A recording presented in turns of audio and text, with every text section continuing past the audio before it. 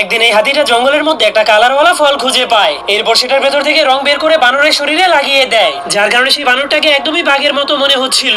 এজন্য হাতিটা বানরটাকে দেখে হাসতে শুরু করে দেয়। কিন্তু তখনই হাতিটা তার সামনে একটা মৌমাছিকে দেখতে পায়। এজন্য হাতিটা বুদ্ধি খাটিয়ে বানরটাকে মৌমাছির মতো বানাতে শুরু করে দেয়। এমনকি সে বানরের শরীরে ফুল এবং পাতাও লাগিয়ে দেয়, যার কারণে বানরটাকে একদমই মৌমাছিদের মতোই মনে হচ্ছিল।